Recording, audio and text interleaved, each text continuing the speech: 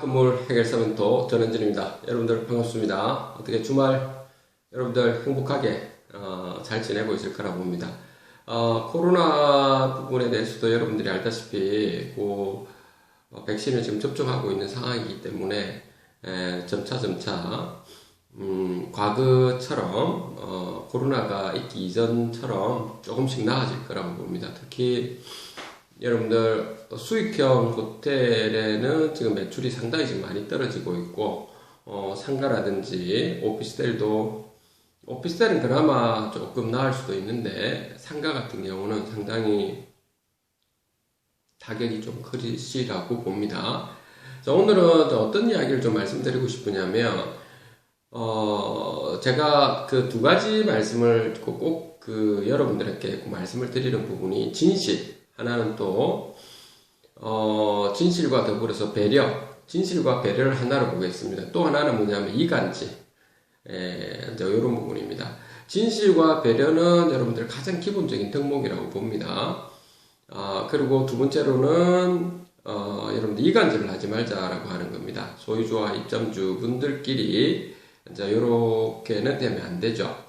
여러분들이 이제 관리단이 지금 만들어지는 곳들이 있을 겁니다. 이때 여러분들이 어떤 준비위원회라든지 이런 데서 여러분들이 들어가서 이렇게 만들어낼 때, 그때도 여러분들이 그 어떤 이권과 관련되어 가지고 여러분들이 이 관리단을 조성하시면 안 되는 겁니다. 이게 무슨 말이냐면, 예를 들면은 이렇게 관리단을 조성하는 이유가 뭡니까? 라고 하면 우리 공동체의 자산 가치를 높이고 관리비를 줄어들게 하면서도 소유주, 입점주 분들의 그러한 상가 활성화 또는 호텔 같은 경우도 영업에 대한 활성화도 시킬 수 있고 그리고 건물 보존 관리 뭐 이런 부분 때문에 하는 건데 이제 어떤 부분에서 보면 이렇게 준비위원회에 계신 분들 또 관리단이 만들어져 가지고 있는 경우도 또 말씀드릴 거지만 만들어진 경우도 안 보시죠. 관리단이 이제 다 만들어졌다 합시다. 창립총회에서 마무리되어서 잘 어려운 과정을 마쳐서 이제 1기 관리인, 2기 관리인 또는 관리위원들이 이렇게 지금 진행해 오면서 예를 들어서 뭐 거기에 있는 관리인이나 관리위원들께서 있죠. 이렇게 퇴직을 한다든지 이러면서 본인이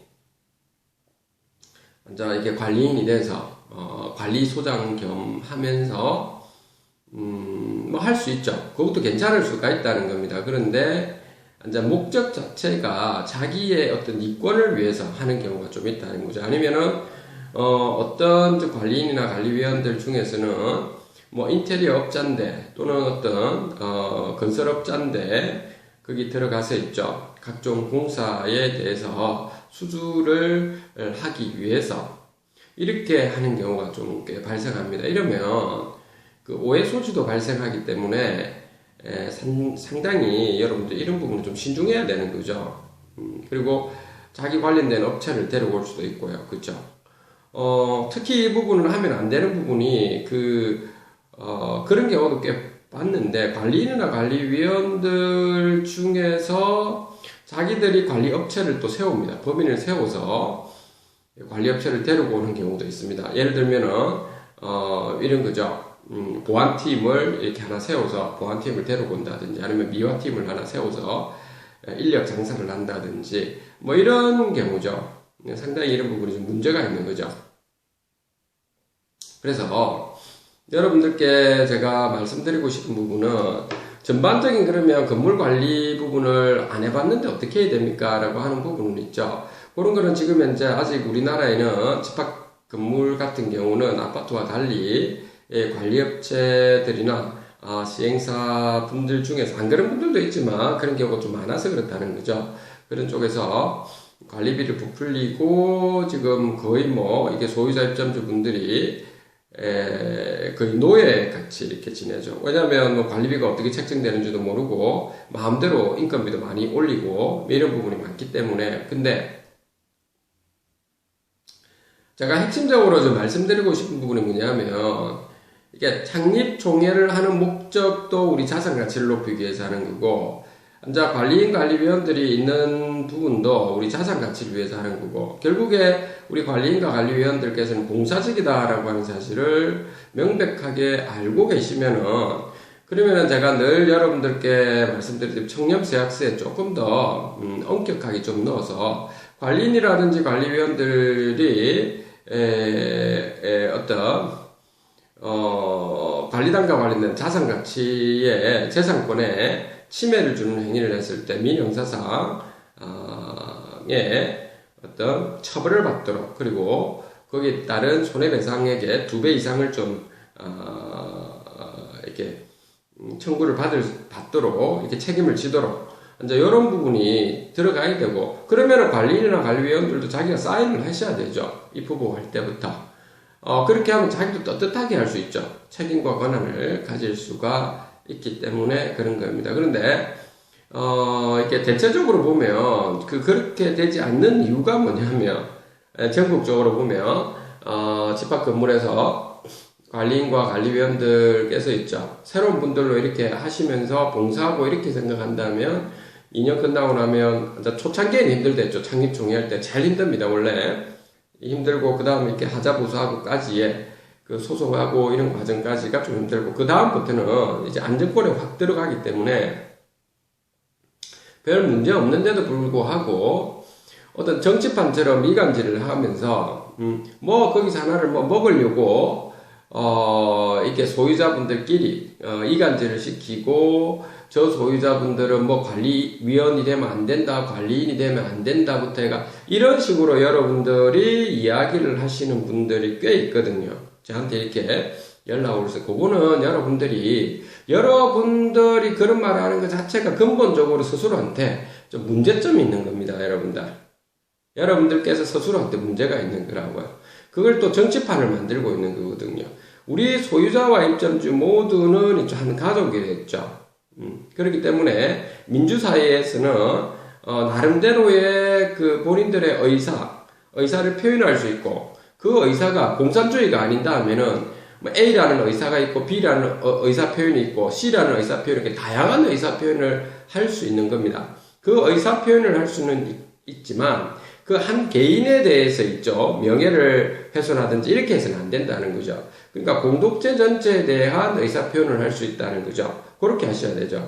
그러니까 여러분들께서 제가 핵심적으로 그래서 마지막으로 말씀드리고 싶은 부분은 이렇게 임원으로 여러분들, 위원으로 또는 관리인으로 여러분들이 하실 분들에 한해서는 더욱더 있죠. 청렴세학서 잘 적으시고, 이권과 개입돼서는 절대 안 되고 봉사를 하겠다는 생각을 가지시고요. 그리고 그 봉사를 하는데 그 과정에서 웬만하면 여러분들 임원이 되는 분들, 관리위원 분들 있죠.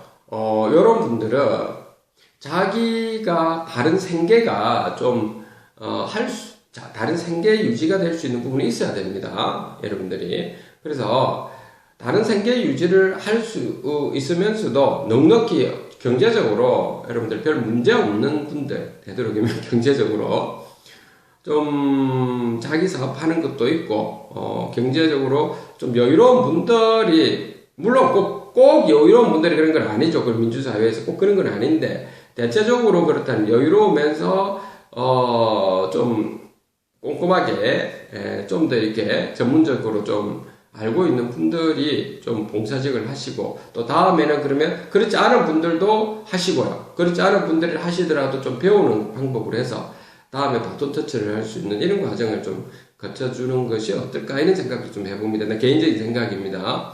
너무 보면 어떤 경우에는 이권과 개입돼 가지고 공사하시는 업자인 소유주가 이렇게 들어오셔가지고 이런 경우는 상당히 난감하죠. 그렇죠. 관리인과 관리위원들 자체도 참 그러면 그 공사를 어떤 페인트 공사를 하는데 우리 그 관리위원들한테 해줄까 말까 이렇게 돼버리면 또 문제가 생긴다고요. 다른 소유주 입점주분들한테 아무리 공개 입찰을 해서 떳떳하게 한다 하더라도 문제가 발생한다는 겁니다.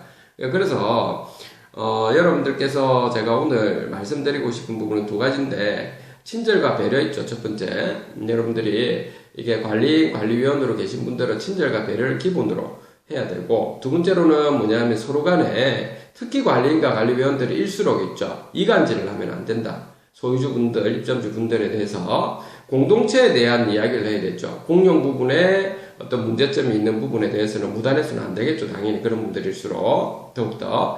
그리고 공용 부분에 뭐 누수라든지 이런 부분이 있으면 그런 부분을 신속하게 처리할 수 있는 방향, 그리고 관리단 자체의 자산 가치를 높일 수 있는 방향에 대해서 의논을 하고, 그 의논한 된 사항들에 대해서 자산에, 그 소유주분들의 자산에 또 영향력을 끼치게 될 때는 그때는 반드시 공제 안내를 하고 소유주분들의 전체 의사를 물어봐서 그 총회를 하든지, 아니면 총회를 안 한다면 그 전자투표를 하든지, 이렇게 적어도 있죠. 서면으로 결의를 하든지 이런 방법을 써서 있죠. 여러분들이 소유주분들한테 여쭤보고 이렇게 하는 것이 기본적인 겁니다.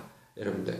그러니까 창립총회 때는 그런 부분이 안 되는 거죠. 관리사무소도 설립이 안 돼 있고 이렇게 때문에 상당히 좀 어려운 난관을 거치지만, 그걸 끝나고 나서 이제 안정권에 관리업체도 들어오고 이게 관리단이 세팅이 조직 구성이 잘 되어서 건물 관리 보존이 이제 되는 상황이면 직원들한테 시키면 되니까 기본적인 어떤 일 처리 같은 경우는 다. 그래서 여러분들이 제가 꼭 당부드리는 것 두 가지, 하나는 친절과 배려는 기본적으로 특히 관리인과 관리위원들일수록 있죠. 그렇게 하셔야 된다 하는 거고, 완장을 찬다라는 생각을 가면 안 되고 반드시 더 낮은 자세로 가셔야 된다라고 하는 겁니다. 더 낮은 자세로 가셔야 되고, 봉사직으로. 두 번째로는 뭐냐면 여러분들이 하실 부분은 아까 말했던 이간질을 해서는 안 된다. 관리인과 관리위원들끼리 자기들끼리 도 이간질을 하기도 하고, 관리인과 관리위원들끼리 또는 소유주들한테 이간질 시켜서 자기들이 계속 해야 된다 뭐 이렇게 해서 하면서 뭐 이런 것이 그 참 꼴불견이죠. 제가 그런 사람들, 이간질하는 사람들 치고 있죠. 잘 되는 꼬라지를 못 봤습니다. 제가 잘 되는 꼬라지를 못 봤다고요. 절대 그러면 그거는 인격의 문제입니다. 사람의 인격의 문제. 그렇게 돼서는 안 되는 겁니다, 여러분들. 자, 그래서 오늘 여러분들께 여기까지 아주 상식적인 이야기를 여러분들한테 말씀을 드렸으니까, 친절과 배려와 두 번째로는 진실과 배려하고, 진실에 대해서 사람은 진실과 배려, 두 번째로는 여러분들이 이간질을 서로 간에 하면 안 된다. 이 부분을 꼭 지켜서 가지고 진행을 해주시면 되겠습니다. 자, 여러분들 가뜩이나 작년부터 좀 많이 코로나19 바이러스로 인해서 좀 힘든 나날을 거쳐왔을 텐데, 앞으로는 여러분들이 좀 잘 될 거라고 봅니다. 조금만 더 이겨내셔가지고 여러분들 미래는 훨씬 나아질 거라고 봅니다. 오늘 여기까지 하도록 하겠습니다. 집합금을 해결사는 또 전원진이었습니다. 감사합니다.